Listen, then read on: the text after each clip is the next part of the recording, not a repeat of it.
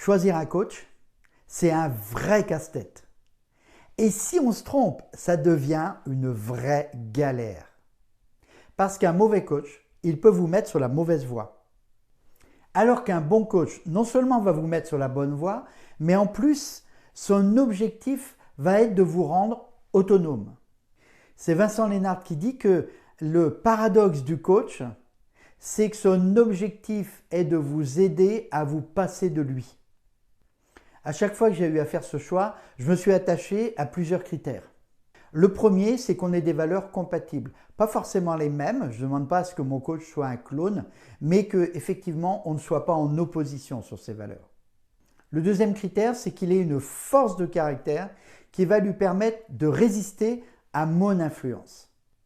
Parce que je sais que j'ai beaucoup de caractère, je suis capable d'être convaincant. Et donc j'ai besoin de quelqu'un en face qui résiste. Et ça découle généralement du troisième critère, le fait que ce soit une personne qui ait de l'expérience.